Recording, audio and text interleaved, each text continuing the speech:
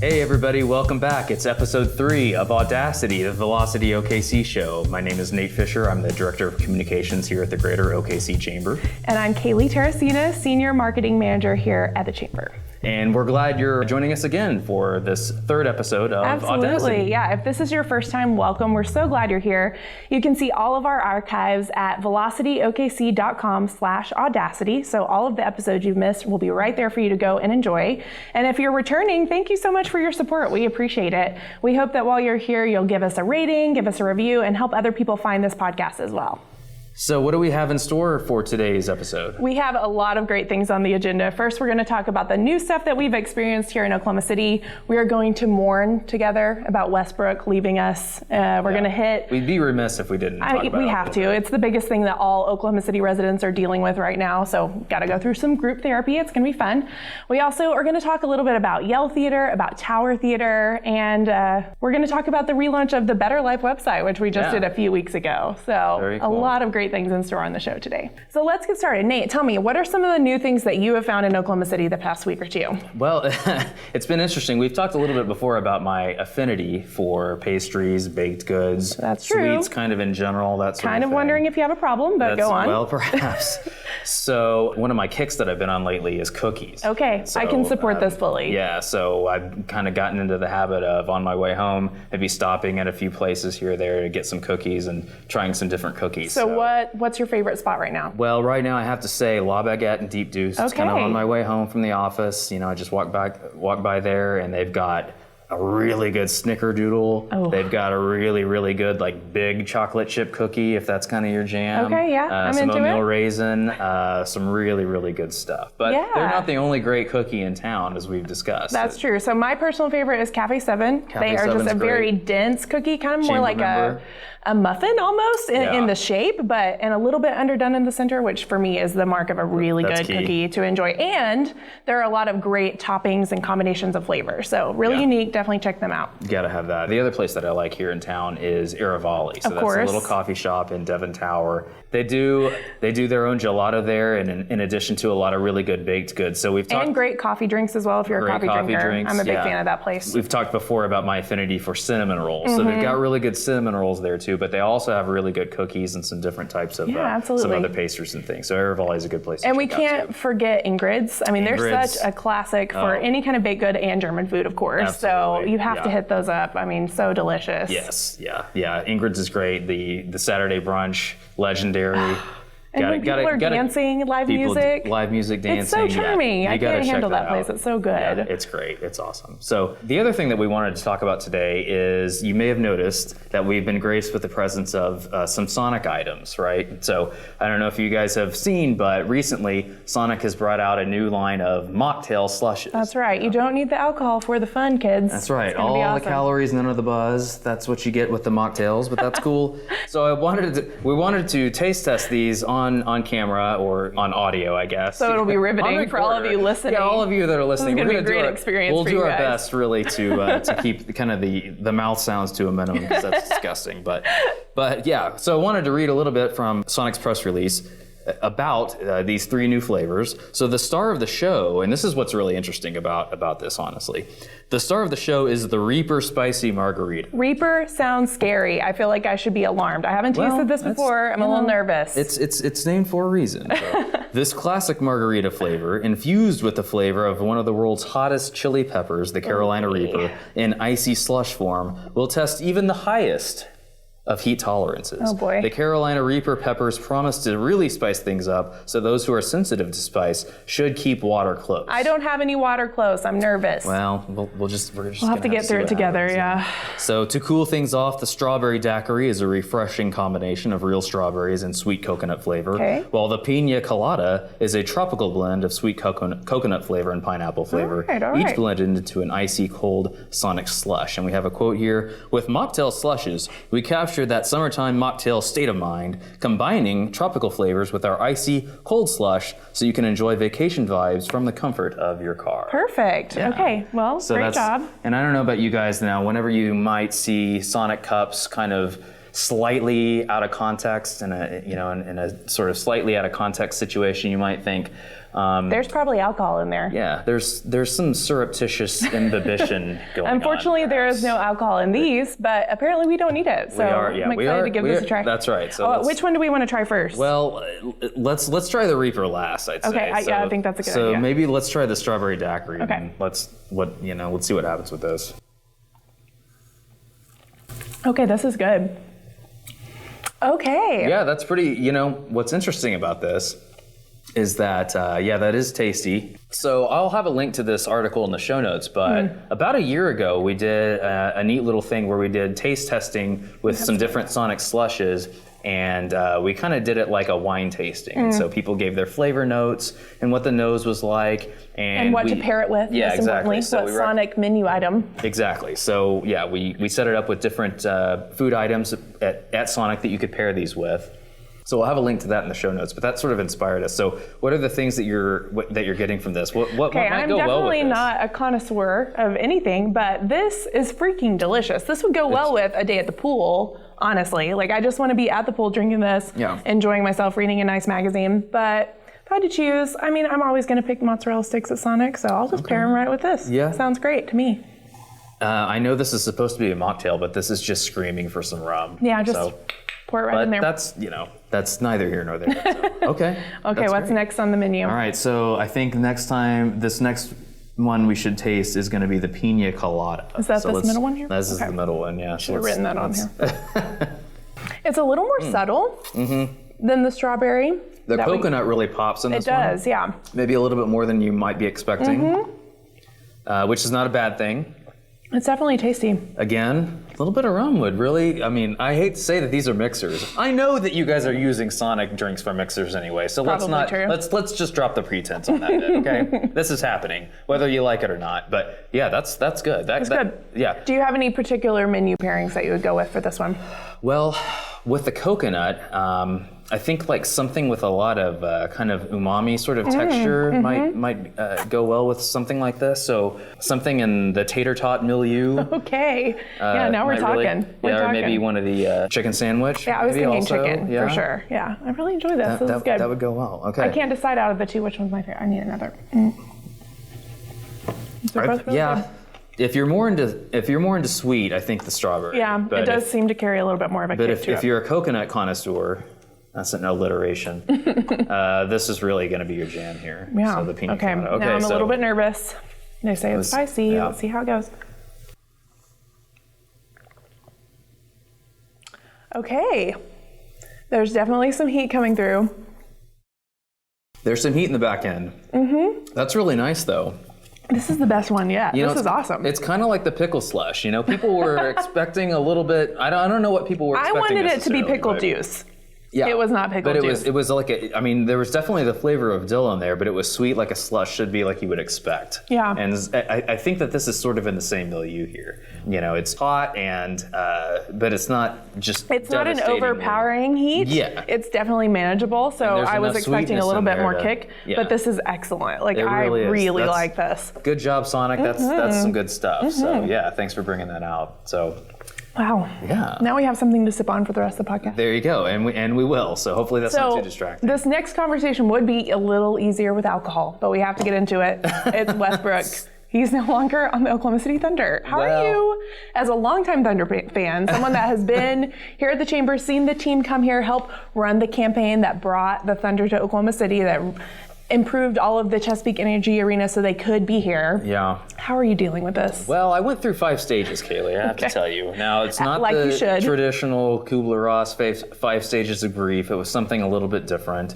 But it went something along the lines of, at first I was just sort of incredulity, I think. It's just, I guess, contracts just don't mean anything anymore. Right. What's going on. I can kind of understand the reasons why, in some situations, if somebody's got a year left on their deal or less, that may be a good time to move. But going into the second year of a 4-year deal, it's a little bit of a different story. So that really transitioned into from incredulity to anger.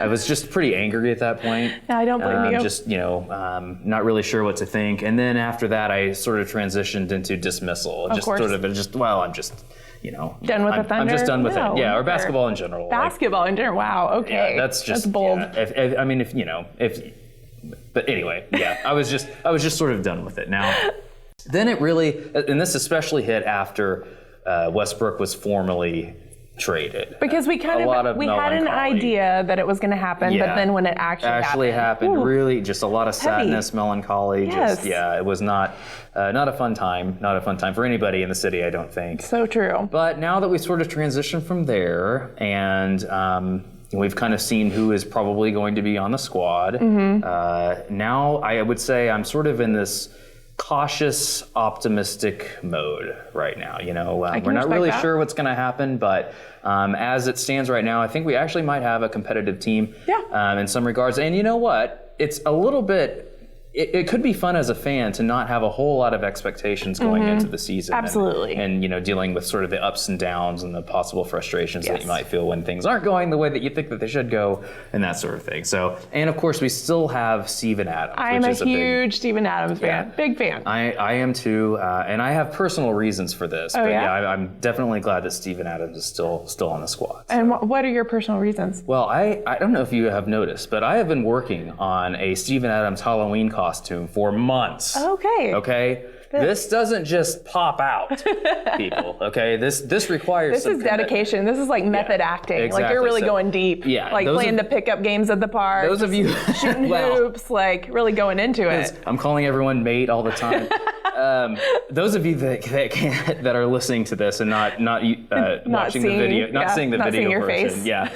Don't know, but I've got it somewhat. I've got longish hair and like kind of an aggressively grown beard. I guess you could say. I would agree with that. I'm really trying to get that Steven Adams look down. So if he is here in October, you're going forward with this Halloween outfit. We're prepared. This is going to be great. Yeah, this is what we're going for. So I was actually in Houston when we got the news that Westbrook was traded to the Rockets, and I was in the airport about to fly back to Oklahoma City, just looking around like, why is no one else at my gate to Oklahoma City reacting with emotions like I am? Like I was devastated. I couldn't understand why Houston people weren't cheering as they got off the plane to go home. Like none of it matched up with what I was feeling in that moment. So I think you're right. We do have a new future ahead of us, but a lot of things to be excited about and to just grow with the team and see what's going on. Absolutely. Be a little bit like year one, and just no real expectations. Let's just kind of see what happens. So. The expectation we should have is to support our team and to have a good time, which Oklahoma City is great at. So I think that's what it's about. Yeah, that's going to be really fun. I've snapped out of it, so I'm in a much better. I'm glad you've recovered emotionally. Yeah, absolutely. But understandably, tough time for all of us. So for sure. So, and why were you in Houston? Do you want to talk a little bit about that? Yeah, absolutely. So the Oklahoma City Chamber every year takes a benchmarking trip. We call it our intercity visit, and this year we have chosen the destination of Houston, Texas. It's a little bit different from cities that we've visited in the past. Typically, we go to similarly sized cities. So that mid-sized city like Columbus, Sacramento, those are two of our more recent trips. This time we wanted to go to a place that might be a little bit bigger. But once I was there, kind of researching what might be on the agenda for our intercity visit, which is coming up in November, it was amazing for me to see how many similarities we actually have. There's a lot of cultural influences that are similar, a lot of economic influences that are similar. So attendees that do attend our trip on November 7th and 8th will be able to kind of explore those, see what we have in common, see ways that we might learn from the city of Houston and what they're doing. So basically, I was just in Houston trying to put together what hopefully will be a good agenda for our attendees of the trip later this fall. Okay, yeah, that sounds great. It was a great place to be. Not so great to find out Westbrook was going to the Rockets, but hey, maybe while we're there, what if the Thunder and the Rockets are playing? Maybe we could all go to a game. It could be pretty fun. That'd be fun. A little bit of a reunion of sorts, right? Absolutely. Okay. So the other thing that we wanted to talk about that's new is I got a chance to recently go to the new Japanese restaurant in the Paseo. Oh, right. Called Gun. Yes. Yeah, and so it's a yakitori restaurant essentially, and it's sort of the sister restaurant to Goro in the plaza. They're a part of the same restaurant group, the 84 Hospitality Group, new chamber member, so we appreciate that. So that was really good, and got to try some good stuff. They had some really nice whiskeys on the menu. Really? Yeah. Okay. Lots of really good yakitori, and they also have a tonkatsu sandwich that was really fabulous. Oh, man. It's a great late night spot. They're only open at night, So if you want to, let's say you're out and about and you want to get some late night eats, that's a really good spot to try. That's awesome. Especially if you want to try something maybe a little bit different, something that's new to town. Yeah, and that group, I mean, all of their restaurants are already so excellent that I have never been a big fan of Japanese food. I haven't been exposed to it very much, but I totally trust that they're going to do an excellent job with it. So I'm excited to give that a try. Right. It'll well, be really Goro's good. Great. Everybody loves Empire Slice House. How can you Everybody not? loves Pony Boy, which we'll mention here in a little bit. So yeah, they're doing a great job. So that was really fun. Very good to know. We'll have to check it out. So this is also the perfect time of year. We've already talked a little bit about all the things you can do at the Whitewater Center. But one thing that anyone can do, whether or not you're terrified of Riversport Rapids or not, is enjoy the floating films at the Whitewater Center. For sure. Yeah, it's super great time of year to do that. So yeah, they've just released a schedule for the floating films, and if you guys aren't aware, you can go down there for free. It's free to get in. You can rent a tube from them or a float if you'd like to, and I believe it's $10 to do that. Part of the problem are that these movies are a little terrifying. I mean, they involve sharks, whales, sharks and whales, killing human beings. Eating I'm not sure if I'm there emotionally, but what else is on the schedule? Like, what can you enjoy when you go to these floating films? Well, they have some pretty good things. So August 3rd, they're going to have The Incredibles 2. Okay, so that is not scary. I can do that. August 10th, they're going to do essentially Christmas in August, that they're calling it. Then they're going to show The Grinch. Okay. August 17th is The Meg. Okay, that's a big whale or something. I'm not into that. There's going to be people eating or something. August 24th, Fantastic Beasts. Okay, I'm into the Harry Potter universe, so yes. So and I don't think there are any scary water creatures murdering anyone, so that's good. Well, you never know. Yeah, maybe if it is called Fantastic Beasts, there might be something One there. of those people could just conjure something up. They probably could, to be honest. But then August 31st is going to be the coup de grace, and that's going to be Jaws. So... Yep, I'm going to avoid that one, but there are definitely some options for me in there. That's exciting. And we mentioned this last time about the Boathouse District and Riversport Rapids in particular, but if you're not into the hardcore whitewater rapids, you can also do the quiet hours. And after the last raft trip of the day, which is typically around 5 o'clock, if you'd like, you can rent a tube from them for $20 and get a pass, and then just go down the rapids in the tubes until close. So it's a more chill experience. Yeah. I'm into it. It's very, very popular. A lot of people do it, and it's a lot of fun. So yeah, definitely check that out, or the floating films. So one of the other things that we talked about previously in one of our episodes was an interview that you did with Steve Mason. That's right. And Steve Mason, he's a developer and an engineer, and he's done a lot of work in the Plaza District and Automobile Alley, 9th Street in particular. But one of the other things that you talked to him about was his renovation of the Yale Theater. That's right. In Capitol Hill. Yes, and actually this month, probably by the time that you're listening to this or watching this show, the Yale Theater should be open in Capitol Hill. He basically took this incredible building, which has really been a staple in South Oklahoma City for decades. It was founded in 1910 as an open-air theater, and then they built the actual building in 1918. And from 1918 until the 70s, the same family owned this theater where people would go watch movies. It was basically, like I said, a staple for people who lived in South Oklahoma City. Unfortunately, it fell into disrepair like so many buildings in the central core just whenever people were leaving for the suburbs. But now Steve and his business partner, Amy, have purchased the building. They've spent money to renovate it, to bring it back to life. And I really think it's going to be another staple for that district. It was really, really interesting to tour the building. I since got to go back and see a more finished version just to see the finishing touches. And it really is incredible. The vision that they have for it, the care that they put into the design.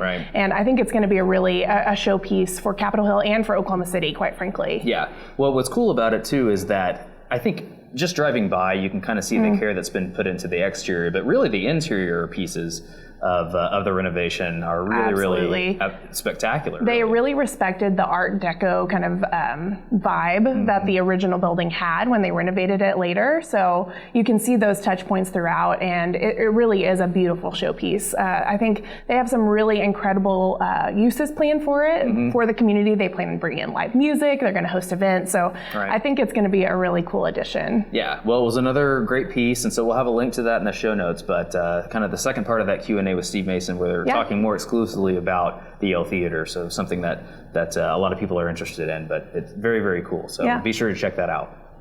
Another thing that we've recently discussed on VeloCityOKC.com is the relaunch of our relocation site, which is abetterlifeokc.com. Right. New site, looks great, but you were actually here when we launched that site, what was it, in 2010, 2009? That sounds about right. Yeah, so can you talk to us a little bit about why we have this website and what purpose it serves? Well, we actually started this as a recruitment tool for Boeing specifically, as it turns out, because when Boeing first started trying to move a lot of people here from the Long Beach area, when they made that big announcement, we wanted to help them in any way we could relocate the people that they wanted to relocate here from Long Beach. And so this is one of the tools that we put together as part of that effort. And it's really sort of grown into more of a general relocation site, a site for new residents or maybe people that are thinking about moving to Oklahoma City since then. I mean, it's such a challenge when you move to a new place, even moving from like within the same metro area, from Norman to Oklahoma City, for example. There's so much that you have to figure out. I cannot imagine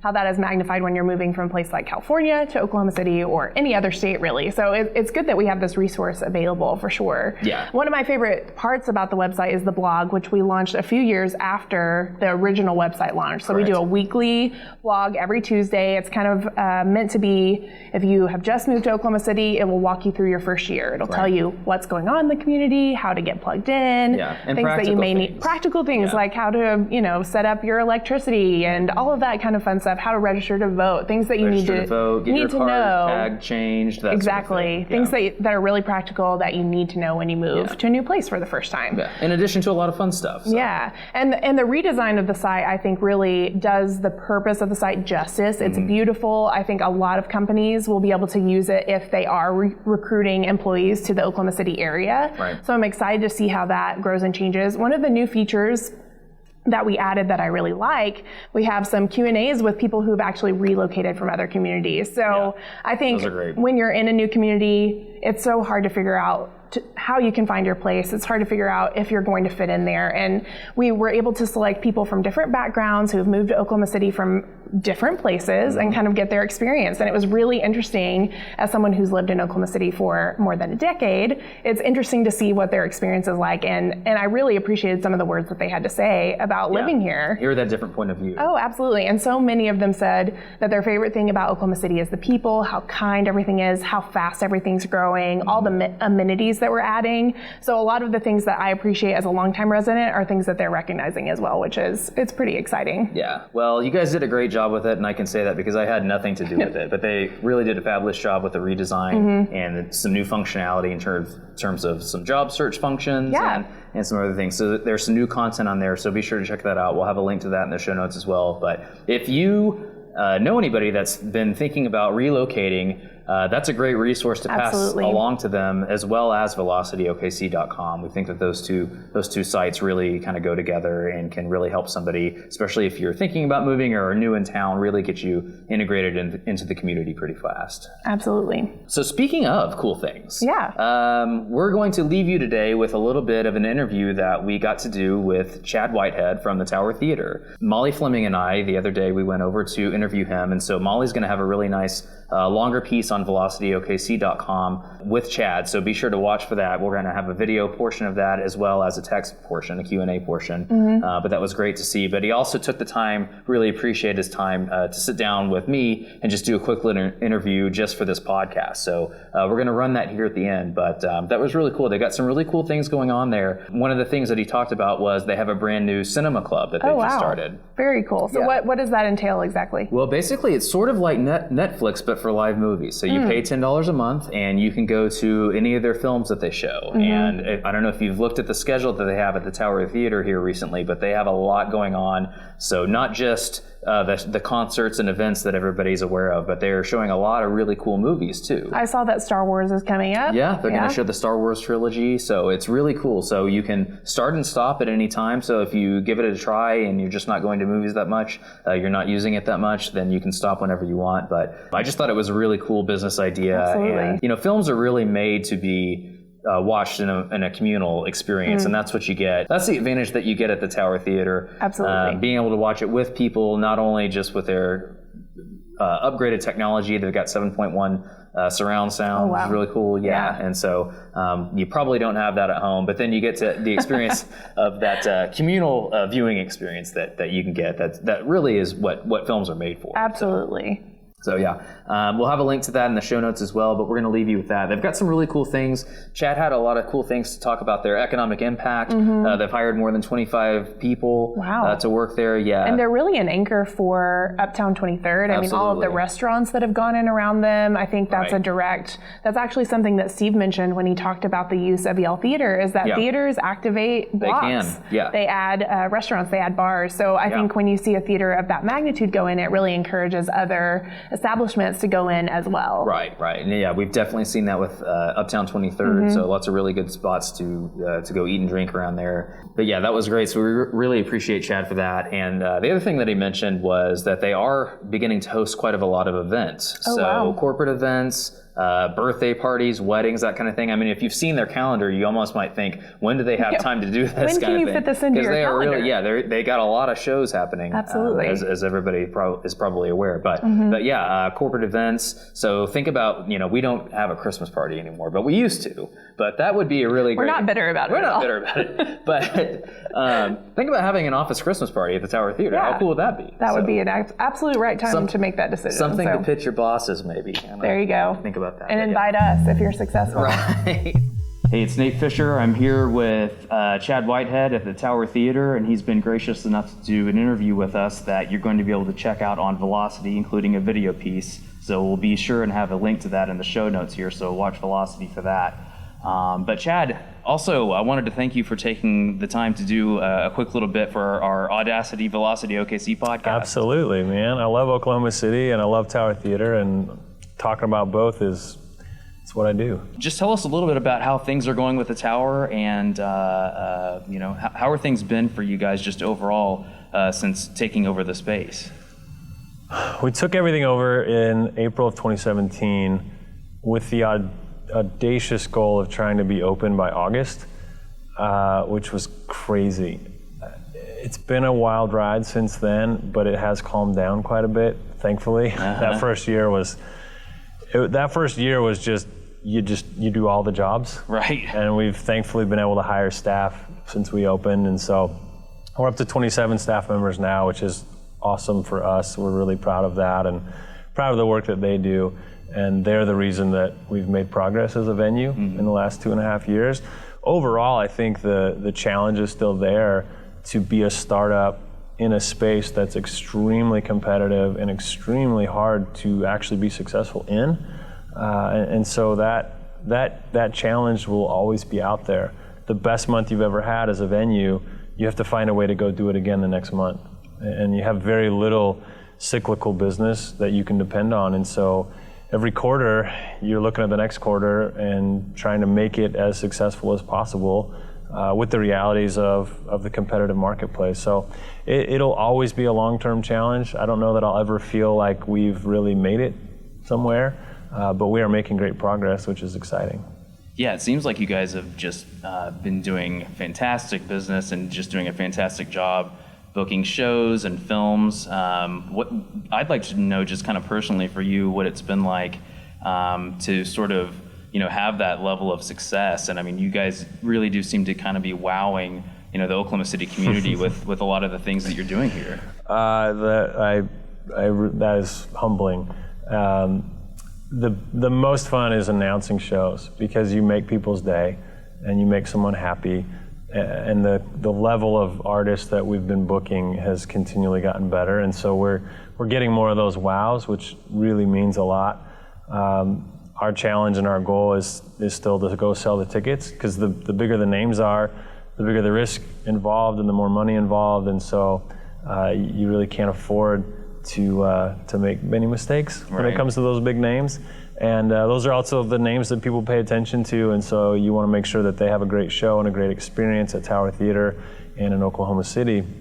A lot of these big names that we all love, the reason I think we get the wows is a lot of these bands just haven't come to town in a long time, because we had such a gap in venues that bands could come through as they built their fan base. And so it's fun. It's fun to get those wows. It means a lot that people are paying attention to what we're doing, because at the end of the day, this is very community-based. Like, if the community doesn't support what we're doing, there's no other mechanism for success. So it's just, we've got to have that relationship with the city, and we've got to have people supporting what we're trying to do, and we need to be responsive and listening to the city and bringing in the kinds of things that they want to see. And so there's a relationship there that we take really seriously.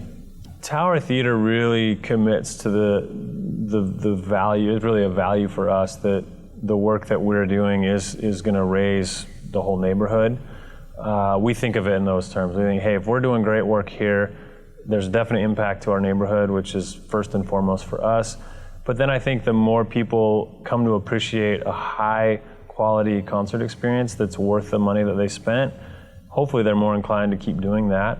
But as far as the relationships go within the music space, there is a congeniality to being in the same awkward, stressful position as someone else. Right. But at the same time, you are competing with them for shows a lot of the times. And so it really works well to have friends in the industry who are maybe like in the next town over. So you can call Fort Smith, Arkansas, you can call Dallas, Texas, you can call, some other places like that and see, hey, how's this selling? How's this doing? How did that go? Was that worth doing again? Would you do it? Just having those kinds of relationships. And that's half the reason everyone goes to South by Southwest, is not just to scout bands, but also to keep those relationships strong, and then meets up kind of throughout the year at different events that kind of really gather all the talent buyers together. And honestly, that network's really, really important, but it's also very guarded. And again, that's why our relationship with Granada Theater in Dallas is so crucial to us, is it gives us a free flow of communication. What's something that you think could benefit Uptown 23rd that we don't currently have right now? Uptown 23rd and its resurgence has really challenged how 23rd Street gets used. I think primarily it was just thought of as a way to move as many cars through the city as possible, and it's an important artery for that, there's no question. But the whole street's not boarded up now. It's packed with bars and restaurants and churches and concert venues, and the amount of people that are trying to walk on sidewalks that are really close to the street is extremely dangerous. And our business is based on getting people to come physically bring their bodies across 23rd Street and stand on 23rd Street and be here. If they don't feel safe doing that because of cars, then we're not going to make it. And a lot of businesses in this area are going to suffer the same way. And so it's weird to think about a road issue being so personal and so crucial to business, but that's really where we're at right now as a neighborhood. And that's what we're talking about when we're drinking a beer next door at Pony Boy or having dinner with people. Like, it is what the neighborhood is worried about and talking about every day. You mentioned that the economic impact that Tower Theater has had. Yeah. Talk a little bit about that. You mentioned you guys have hired a number of folks now, and sales tax receipts. Yeah. We started with 0 employees, which was really hard.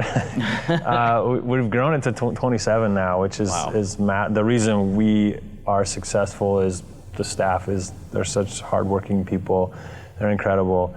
And we're really proud that 27 people have jobs in an industry that they really are passionate about. And the economic impact as well. By the end of this year, we'll have paid almost $500,000 in sales tax over ticket sales and like mixed beverage sales tax, and that's real money that wasn't here in 2017. This place was generating no revenue, and so we're proud to be contributing, and the trickle down effect of that many people coming to the neighborhood. Uptown doesn't need our help on the weekends. That everything's packed, everything's popular, but to be able to bring 400 or 500 people here on Monday night like we did this week, we brought 450 people here last night. Those are nights where the bars and restaurants could use a little bit of support, and we're proud to give it. Very cool, very cool. And you guys have a couple new things coming up that are really interesting to me. Yeah, so we've got some new things that I think business people, particularly in the chamber, are going to be excited about. One is that we've just got digital signage in the room now, and so if businesses want to do marketing and they're tired of just giving money to Facebook or something like that, we get over 5,000 people through the building every month, and we've got great digital signage that we can economically use to deliver the message that businesses want. So that's something that's really exciting, and that's a way that the business community can support what we're doing if they have a marketing budget. The other thing that we've just launched is the Projector Club. Rather than charge you an individual ticket price to come see a movie and try to advertise you that movie is coming up, we just want to switch it and say, hey, it's a club and it's only $10 a month. You can quit whenever you want to. There's no gimmicks. And then that allows us, it gives us the seed money to go and book a month's worth of films every single month and get further ahead on that schedule. So we've launched that. It's live now at towertheaterokc.com. Sign up quickly though, because we actually got the rights to show the original Star Wars trilogy on Saturday, August 3rd. And so I think we're trying to show Oklahoma City how committed we are to this. Those licenses are very hard to come by, and they're basically embargoed after the month of August, so you're not going to see those in the theaters for a really long time. And so stuff like that means a lot, and it's fun. We want to gather people together that still want to see movies in a group and build that collective, and that's really the heart of the Projector Club as well. Right. Well, and a lot of times you got to think movies are really made to be consumed in a communal sense, too. I think, I mean, a lot of filmmakers say that that's what other movies are made for. I think it's great to watch movies at home, don't get me wrong. There's something contagious, though, about a great movie. Right. And if you're with people who are like-minded and enjoying the same thing, the laughter's a little bit bigger, the emotional impact's a little bit bigger, the suspense is a little bit bigger. It's fun. And then the history of this room, to ignore Tower Theater as a movie house would be a real injustice to the history and to the memories that the city has of Tower Theater. We just hosted The Sound of Music last weekend to celebrate our 82nd birthday, because they ran for 82 weeks. So we were like, if we miss that, we're really not respecting the space. But people came and they told us face to face. Like, I listened to people tell me, we came here, we saw Sound of Music at Tower Theater. Very cool. To not honor that would be it'd be an injustice. So we have to make movies special, and we have to find a way to make them a big part of what Tower Theater is doing. That's very cool. Well, yeah, so, guys, if you're even just starting out to be a cinephile, this is definitely something that you'd want to check out. $10 a month is about as good a deal as you're going to find. And we figure most people can't come to every film, and that's great. You're going to live a busy life, but we hope that out of every month's worth of movies, you'll see at least 3 or 4 things that's right up your alley. But again, keeping it pretty diverse. We don't want you to think everything's going to be great, because we really are trying to make sure that if you're into rom-coms, you're going to see a rom-com that's on the schedule. If you're into sci-fi, you're going to see, and we're going to keep it as rotated as possible. Awesome. And the other thing that you mentioned was people may not realize that this is a great space for events, different types of events. When we designed the space, we really committed to an idea of you could walk into this room any day of the week, turn on the light switch, and have it be versatile enough to do anything. And so whether it's running concerts or special events or anything, it is a versatile space. And really, it's a very beautiful space for corporate events, for private parties, for stuff like that. And that is something that, now that we've got our operations up, concerts were the primary focus for a long time, we're really revisiting, okay, let's lock in our place in the corporate events and event space world, because we have a lot to offer there. Our technology is really state of the art and turnkey, so that anybody can show up, and there's really not been anything that we've had that we couldn't do. There's things we won't do, like, you're not gonna light fires and blow fireballs through the room and stuff like that, but we've been able to host some great events. 612 Mardi Gras Ball was a lot of fun. We did Glitter Ball this year. I mean, we love doing stuff like that. It lets our team kind of be creative and stretch their legs a little bit.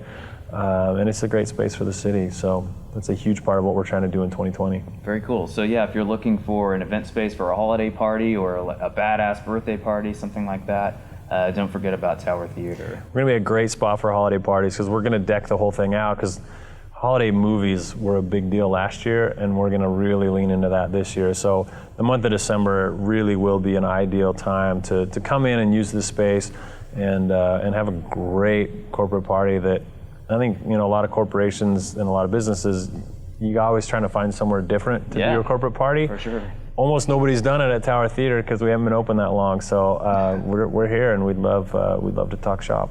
Very cool. All right, so just to kind of finish up here, we're in the Oklahoma City business. We're all about promoting Oklahoma City and looking forward to the new things that are coming that everybody can enjoy. What's something that's coming up about Oklahoma City in general? What are you most excited about? I think I spend my whole week on the phone with agents in New York and LA. I traveled to Nashville, I traveled to Austin. I'm an evangelist for Oklahoma City. All I do is rep the brand of Oklahoma City.